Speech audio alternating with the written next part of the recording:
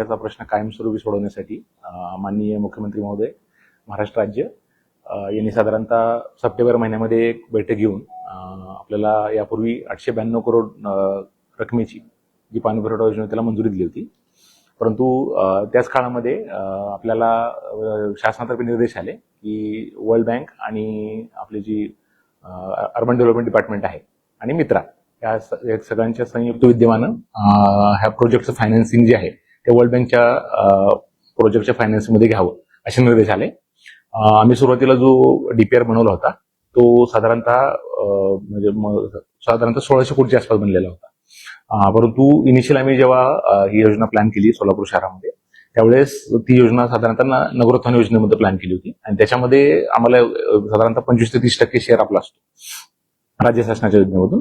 त्यामुळं आमची जी आर्थिक क्षमता आहे त्याच्या अनुषंगानं आपला शेअर वाढेल या अनुषंगाने आम्ही तो मग जो आमचा डीपीआर होता तो आणि जी स्कीम होती ती रिस्ट्रिक्ट करून 892 मध्ये आपण बसवली. पण ओरिजिनली आपल्याला ती योजना जी होती त्यातल्या पण काही मग ESR आणि ज्या ठिकाणी आता सध्या पॉप्युलेशन कमी आहे असे भाग आम्ही त्यात वगळले होते. त्याच्यामध्ये एकमेव उद्देश हा होता की आपल्याला ते आर्थिक ताण पडू नये आणि आपल्याला जे सध्या साधारणतः 4-5 दिवसांनी किंवा 6 दिवसांची पाणी होते ते लवकरात लवकर आपल्याला पूर्ववत करून नागरिकांना दररोज पाणी आणि 24/7 पाणी देण्याचा प्रयत्न पूर्ण करता येईल, शासनाचा मानस पूर्ण करता येईल. परंतु वर्ल्ड बँकेकडे जेव्हा आम्ही पुन्हा आमचा जो ओरिजिनल 892चा जो डीपीआर आणि जो TS होता त्याला TS पण मिळालेलं होतं MJP कडून ते आम्ही वर्ल्ड बँकला सादर केला.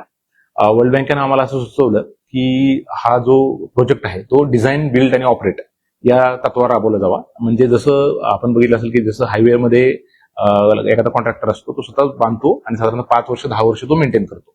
तशाच प्रकारची ही योजना आहे. याच्यामध्ये जो ठेकेदार असेल याच्यामध्ये बऱ्याच वेळा असं असतं की आपण शासकीय योजनामध्ये आपण इस्टिमेट बनवतो आणि ते इस्टिमेट बनवून जसं तसं तो एक्झिक्यूट करतो. तर ह्या अजून एक टप्पा आपल्याला मागे जायला लागतं की याच्यामध्ये आता आम्ही सध्या जे बनवलेलं आहे इस्टिमेट बनवलेलं आहे तरी सुद्धा वर्क ऑर्डर मिळाल्यानंतर जो तो मक्तेदार असेल तो पुन्हा एकदा बघेल की आपल्या शहरामध्ये डिझाईन मध्ये कुठं पाईपलाईन आवश्यकता आहे, कुठली समजा एखादी जुनी पाईपलाईन आहे त्याला बदलायची आहे का. म्हणजे जरी आपण 100% इस्टिमेट बनवलेलं असलं तरी सुद्धा तो त्याच्यात डिझायनिंग सुद्धा तो करतो.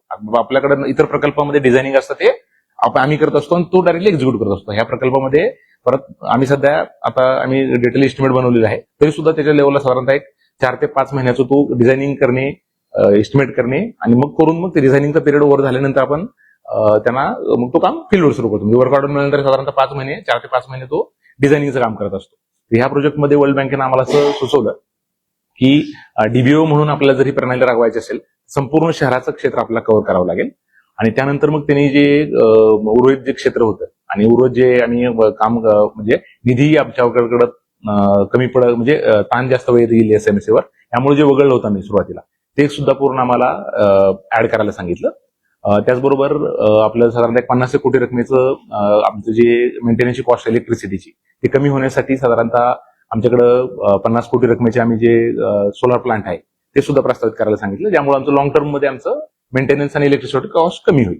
तर साधारणतः ही जी 892 कोटीची जी योजना अगोदर मंजूर होती आणि साधारणतः काही वाढ झाली मी थोडक्यात आपल्याला सांगतो की ही योजना DBO मध्ये राबवली गेल्यामुळे संपूर्ण आम्ही जे होतं पूर्ण शहर आपल्याला कव्हर करणं अपेक्षित आहे.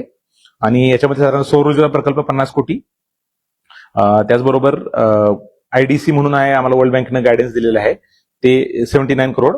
त्याचबरोबर वाढलेला GST जो आहे जवळजवळ तो 46 कोटीचा आहे. त्यानंतर WTP जो ओरिजिनल जो आपला 892 कोटीचा जो प्रोजेक्ट होता त्याच्यामध्ये तो 120 MLD क्षमतेचा होता तो नंतर 150 MLDचा झालेला आहे. त्यात जवळजवळ 15 कोटीची रक्कम वाढलेली आहे. नंतर शुद्ध जलवाहिनी फेडर मेन याची साधारणतः पूर्वी 65 किलोमीटर लेंथचं होतं ते आता 77 किलोमीटर झालं. याच्यामुळे जवळजवळ 49 कोटीची वाढ झालेली आहे. MBR ची संख्या 6 होती 892 कोटीमध्ये ती साधारणतः 10 झालेली आहे त्यामुळे 17 कोटी वाढलेली आहे. ESR ची संख्या 24 होती अगोदरच्या ह्याच्यात ती आता 30 झालेली आहे त्यात जवळजवळ 21 कोटी वाढलेले आहेत. आणि डिस्ट्रीब्युशन नेटवर्क जे होतं ते प्रामुख्याने आम्ही बरेच कमी कट केलं होतं, विशेषतः ज्या ठिकाणी लोकसंख्या कमी आहे असं आम्ही पहिल्या प्रोजेक्टमध्ये कमी केलं होतं. परंतु वर्ल्ड बँकेनं आम्हाला नंतर आता ऍड करायला लावलेलं आहे. ते सुरुवातीला 720 किलोमीटर होतं, आता 1117 किलोमीटर झालेलं आहे. आज जवळजवळ 33 किलोमीटरची वाढ झालेली आहे. आणि सगळ्यात महत्वाचं, ही योजना आपल्याला डीबीओ करताना तो जो ऑपरेटर आहे त्याला पाण्याचं जे लॉसेस आहे ते कमी करण्याचं एक महत्वाचा इंडिकेटर याच्याकडे असणार आहे. त्यासाठी आम्ही सुरुवातीच्या प्रोजेक्टमध्ये फक्त आम्ही 40,000 ऑटोमॅटिक मीटर्स पकडले होते. आता त्यांनी 100% जे जेवढे नळ घरगुती किंवा जे इंडस्ट्रियल असतील, सर्व जे नळ घेणारे लोक आहेत ते सगळ्यांना 100% त्यात मीटरिंग करणं अपेक्षित आहे. त्यामुळं जवळजवळ 55 कोटीची जी वाढ झालेली आहे ती ह्याच्यामध्ये झालेली आहे.